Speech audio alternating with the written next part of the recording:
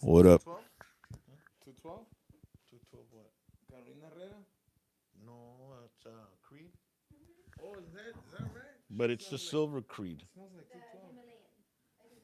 The Himalayan. What's going on, mi raza out there in hashtag PVT land? As you probably recognize by now, I like to get ink and I like to. What's going on, Bobby De Leon? I like to have tattoos and stuff. I started with one and I just couldn't stop. But I'm very particular about who I come and I do work with or I get work from. And this dude right here, he's done a couple of portraits on my arms. One time, his name's Rico Sandoval from La Mancha Tattoo. If you all know any cats out in South California, South Califas, San Diego, he's got a worldwide renowned tattoo shop in that area in San Diego Califas called La Mancha Tattoo. And he occasionally goes over there just in case you want some work done by this guy, because I highly recommend him if you want to do some work that's going to be quality stuff. But I met this guy probably about 10 years ago. What's going on, Ralph? Big D, tattoo your head. Tell him to tattoo some hair. Este, Sí se puede también. el Big D. What's up, Big D? Where are you calling? Where are you from, Big D? Dallas o qué, carnal? Saludos, Teodoro Villalobos. Nothing like a tattoo session. Oh, yeah, Dad. Everybody out there, where you all from? Where you all watching from? That's interesting. It's Saturday afternoon here in South Texas. What copia you getting? What's up, Holmes? Julio from Northside Houston. Oh, Big Dita aquí en Macalitos. Pa' aquí estamos en la Ware Road, carnal. Corpus. Salud pa' Corpus. Skokie, Illinois. Bobby de Leon, un shout out también. This guy, I was coming to Crestview, Florida. Salud pa' Florida. Amarillo, Texas. Salud pa' Amarillo. ¿Qué pasó, T-Rex? El bajista de Jaime de Anda. Asústame one time. Órale. Saludos. También just started watching you, man. Was introduced by Grupo Sereno because of your channel. Oh, órale.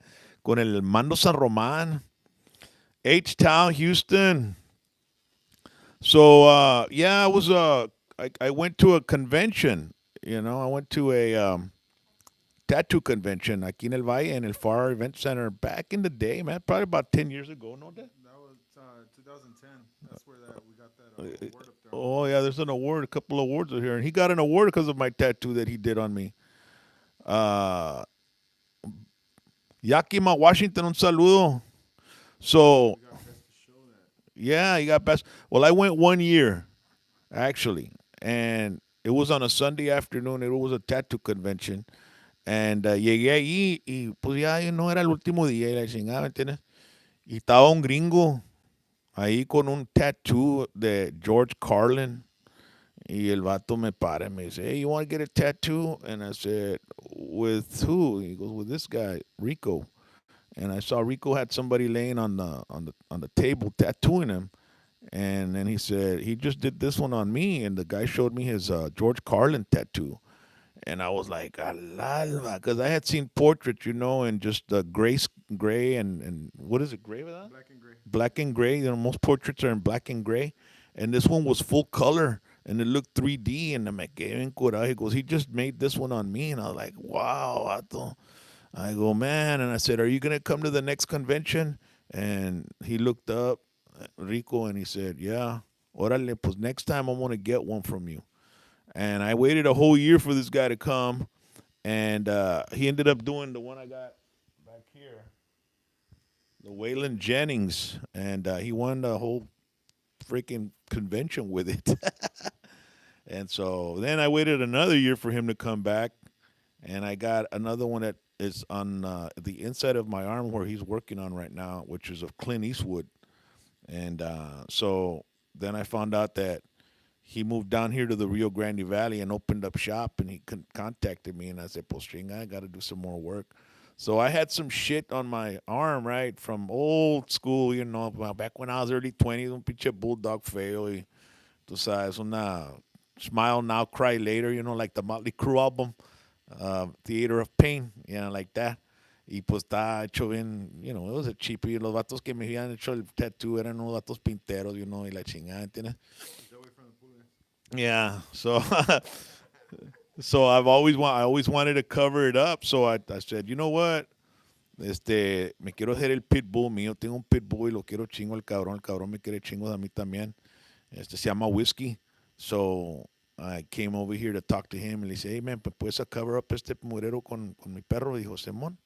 So that's what we've been doing. And it was crazy because I came here December 26, 2018 to work on it. And he did most of it, and he said, we still need to work on some more stuff on it. And I said, órale, está bueno, I'll be back. No, hombre, nunca vine, apenas estoy viniendo ahorita. So here I am today, and I'm getting this tattoo done. And pues ya sabes, if you know anybody that wants to get an awesome tattoo professional, talk to this guy here in La Mancha Tattoo, aquí en McAllen, Texas, por la Ware Road. O si no, si estás en San Diego, Califas, allá para esa área, nomás busca La Mancha Tattoo en social media y le caes al camarada este. ¿Qué pavo, Adam Robles? What's going on, man? Sóstame one time, papá. Cállate, chat up. Get my head tattooed, brother. I hear that's pretty painful, man. Yeah. It is. Cardenas, asústame. We need to contact him for. He contacted AJ for the West Texas blowout. We actually contacted that person you mentioned to us. And I messaged him and through social media, and pues he never responded. So, pero apenas habla con él, Cardenas, que nos hable. 956-641-3241. I can go MC, film for hashtag PVT, and we can also perform with my band. So you get three whole you know things out of one price. So have them call us or have them text AJ at 956-641-3241. I'm sure people would freak out with me up there at West Texas. Is Midland, Odessa, verdad? West Texas blowout. That'd be awesome. I was just talking to this guy también. I'm planning to. I have never done this before, but I decided that I'm gonna do a portrait of Selena también on my arm. I have a space like from my elbow down to my wrist. We might have to do that in May. Yeah. First weekend of May, there's going to be a convention here in McAllen. Okay. So there'll be a convention here in McAllen, and I have a long history with Selena, and I'm still receiving some, what's that word I was looking for the other night, babe? That I'm still receiving like not notoriety or, I'm still getting attention for my videos with Selena from back in the day. She had a strong impact in my life, and I never did anything like that before. Like I have like Esteban Jordan's um, tattoo on my body. I have Waylon Jennings, Johnny Cash, my mom, my dad, and and then I have Whiskey and another person that had a strong impact in my life has to be Selena, because during the early '90s when she was around, and we used to do a lot of shows, we did a lot of interviews. Yeah, recognition. I'm still getting recognition. Yeah, thank you, Guada 001. That's exactly what it is. I'm still getting a lot of recognition from my videos with Selena on YouTube and my interviews with her and all that. And it's something that's just it was an amazing time of my life, and I think it's about time that I did that. That I did something to honor her and thank her for the impact she had on my life and my career, because even today I'm being contacted when people find out I'm the rock and roll James on the interviews with Selena from back in the day. They contact me from all over the world.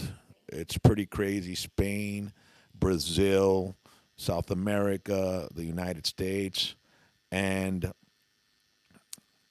and it's interesting because they're not older people, they're chavalones that are contacting me, and they want me to say, they ask me questions and how was she, and they really are intrigued at how she really was because they never got to really know her on a personal level, and she died so young that she was never able to tell her story.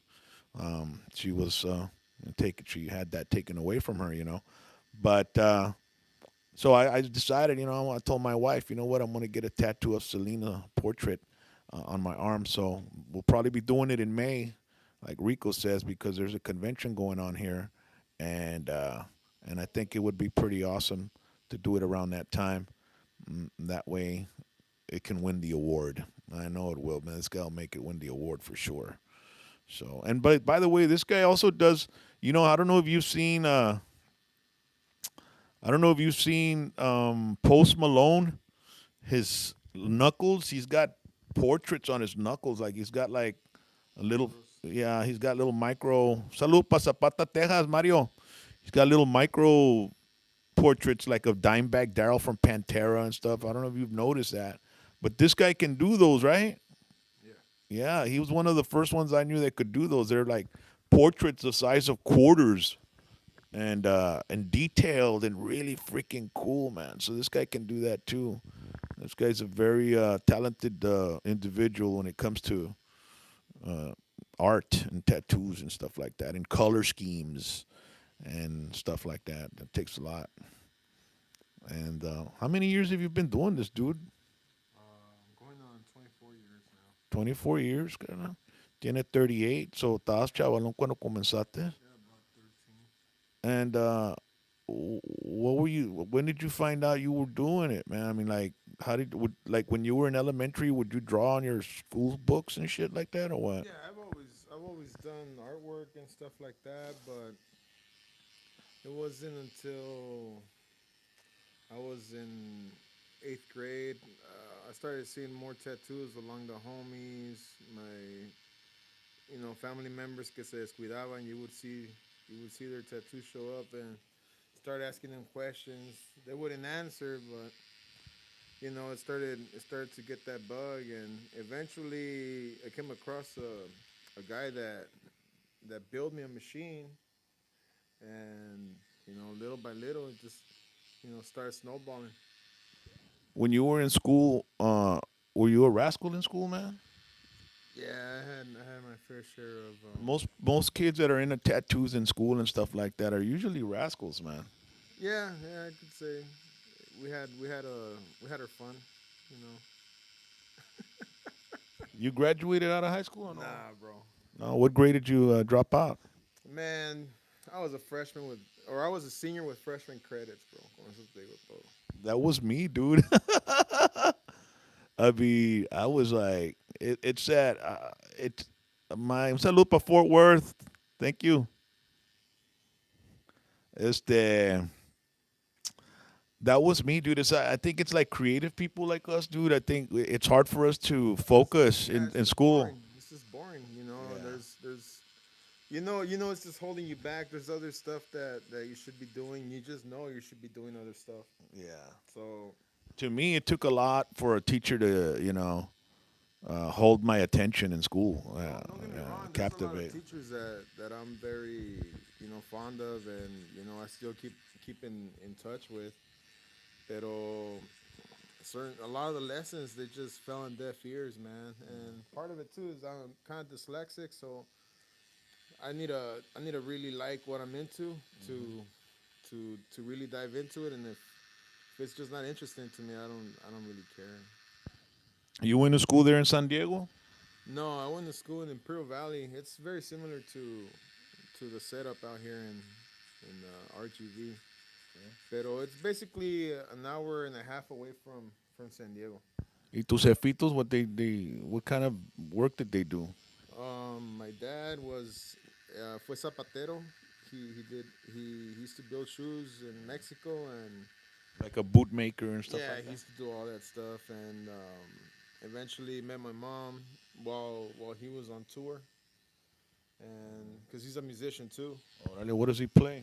Everything, everything. Mostly Latino music, classical stuff, the old stuff. And your mom, he met her there in that area, or Yeah, he he was met on tour her. somewhere else? He was on tour in one of the pueblitos where he was visiting, they hit it off, and before you know it, the only problem was that my mom was only visiting.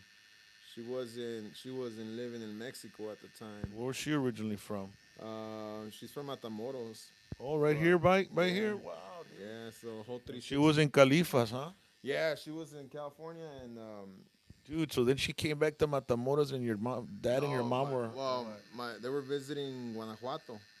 My mom was visiting Guanajuato, and that's where one of the little towns my dad was performing nearby. Estaban viendo las momias ahí, chinga, las momias de Guanajuato. No, that's That's a another whole area. other onda, yeah. Yeah, but yeah, they hit it off, and before you knew it, my pops moved out to the states, followed the love of his life, and we grew up in California. Are you an only child, bro? Nah, somos seis total. Órale. Oldest or youngest? I'm the fourth one. ¿Y eras el más rasco de todos o no? Nah, my other carnalito, he takes the cake on that. Siempre es el coyote. El más chavalo siempre es el que es más cabrón de todos. Yeah, Yeah. me. He's the one that he had more adventures than anybody. Órale. The Wow. baby ese se portó bien. ¿Sí? Yeah. Órale. No, pues dígame quién tenía de influence el que te sigue a ti, bro. No. Cada mente es un mundo, bro. We're here at La Mancha Tattoo in Ware Road in McAllen with Rico Sandoval. I'm getting some work done. And I was watching Chris Perez. Salud pa Midland, Texas. Cheto, Texas in the house. On tal Bogar. No sé. Está en el Smoking on the Rio. El vato, yo creo que están prendiendo el bote ya. Salud pa Space City, Houston, Dad. Sústame one time. Um, yeah, so I was saying, this guy, he's been doing tattoos for quite a while, but so that's why I came to him, and he's got a good work, and he's done work on me before. Un saludo para Laredo, Texas. Modesto, California. Un saludo para Modesto. How far is that from San Diego? It's up north, man. Sí, órale, está mero arriba. Allá cerquita de San Francisco, yo creo, Sacramento. I was just watching Chris Perez. El Chris Perez hizo un tattoo en el stomach. En el stomach. I was gonna say estómago and stomach at the same time. Del Valle Car Club. Un saludo, Mario. What's up? Este, so I saw Chris, man. He had posted a picture on Instagram. Chris Perez. Y tenía Perez en el estómago, on his stomach. And I was like, I texted him right away. Like, hey, wait, you got that on your tattoo, on your stomach? He goes, yeah. And I go, did it hurt? He goes, dude. He goes, he goes, it's like shards of glass cutting into your side of your stomach. Le dije, but it feels good after you're done, right? And then Chris texts back, I ain't gonna lie, it does. Le dije, you get that badass gangsta feel. And I've been wanting to do that on my stomach too, pero shit, Pérez is 5 letters. My last name's 10 letters. Va a tocarte la boca, shut up. Me pongo a llorar. Ah, we space out the letters. Yeah. It'll be alright. Yeah. I want to do that too. I want to go to my stomach, man. I want to get some. I'm like that. I'm crazy like that. But shout out to Chris Perez. A lot of people been asking, when is AB Quintanilla coming on my show? I actually reached out to AB and I asked him, and he declined my offer. So he says he doesn't want to come out on my show, and I said, okay, pues está bueno, bro. Whatever, whenever. If one day you decide to, pues just give me a holler, and I'll be more than happy to go up there to Corpus and hang out with you. I did an interview with his dad back when I was in radio, and honestly, I think that's probably one of the best interviews of Mr. Quintanilla because we talk about his life, his kids, and and his childhood and stuff, and where he comes from and what his parents did and all that. So it's it's a very in-depth interview with Mr. Quintanilla, and it was on the radio. So I don't have any video of it, but I put like images of us. on the YouTube video. But if you look it up, Abraham Quintanilla, Rock and Roll James, you'll probably check it out. It should be in the library of my. If you just go down the library of my videos, I probably posted it about 3 years ago. So if you want to check it out.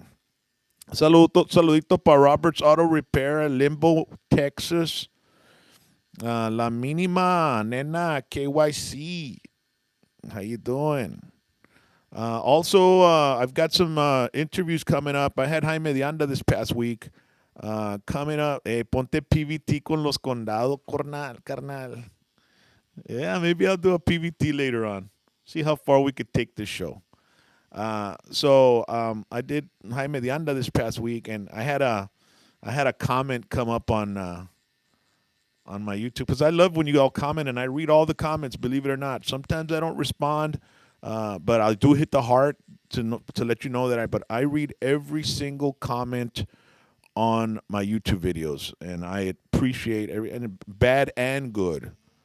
And there's been the majority. It's like 95% good and like 5% bad. I haters. I like I welcome my haters to come on as well. I'm trying to get Michael Salgado. We should be getting him soon. So some dude like last night, the last episode of Jaime de Anda, it wasn't even part of the interview. It was at the end of the interview, the camera guy, he said, hey, pues nomás, perique and talk about whatever.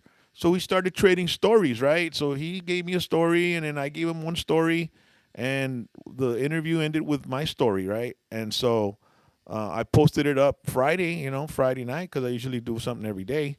And Ricky Naranjo, my band's going to be with Ricky Naranjo, Ruben Gutierrez, ahí in Corpus, at the Corpus Christi Racetrack. We're going to be there April 5th.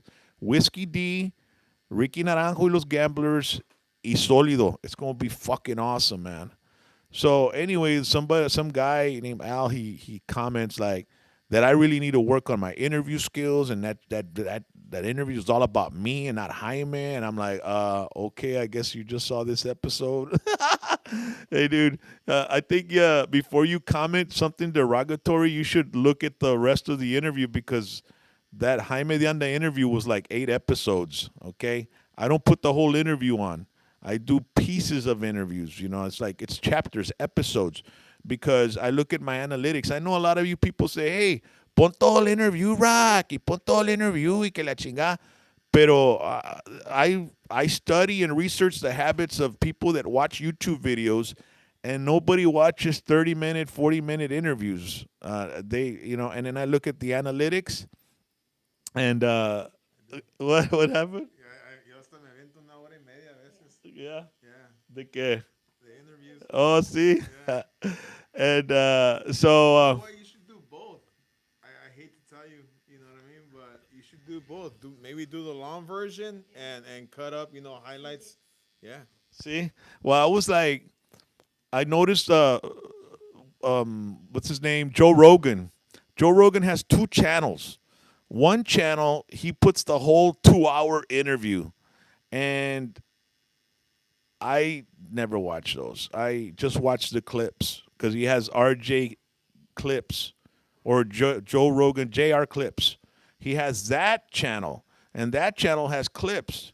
Okay, this guy Carmen Cáceres. Hey, Carmen, yeah. He says, when am I gonna let my hair grow back? Ya no sale, carnal. Hey, look at what I've gotten in like a month on top, bro. Que Dios te oiga. But hey, man, we should go to the West Texas blowout. You need to tell that dude to give us a call, man. We'll go out there. We'll raise some hell, man. I'll make everybody freaking laugh on stage with the MC, bro. Anyway, but Rico says he does watch the whole interviews. But Como dice el Joe Dirt, it's not what you like, it's the consumer. yeah, well, I do. I research the consumer. I research the analytics, and Puro you pedo. no neta, bro, neta, and the analytics. I put 8-minute videos and 10-minute videos, right? And my analytics, the average length of view that I have are 4 minutes, 5 minutes. So if I put a 30-minute video, it'll probably be 5 minutes, or something like that. So, and I want everybody. The reason that I did these episodes, I'm gonna tell you right now, is because, for example, I watch YouTube, right, and so do a lot of other people, and a lot of people, the majority of people that are very busy, they only have a certain time in their day to watch YouTube, and in that certain time, they want to watch as much content as possible, and they're not going to sit and watch just one. I mean, they want to see a piece of one, and then they'll see a piece of another. They'll see a piece of another. So that's why a lot of the average viewer ship, or the length of views, is 3 4 minutes, because that's 4 minutes. Le cambian otro video. Le cambian otro video. They see the beginning of the song. They see the freaking the first uh, part of the song, and then the chorus, and then they move on. And so, true, the majority of viewers hate long versions of interviews. I like clips better, but usually we have to wait for you to upload or whatever. Yeah. Now, well, I do it daily. There was that time when I was doing the Joey Jams. I'm reading these comments right now from y'all, but the Joey Jams, I had to wait like a week because I got something came up and I couldn't work on them. I'm telling you, that's why that Patreon thing would be helpful with me, because I'd be able to hire somebody to do it. You know what I mean?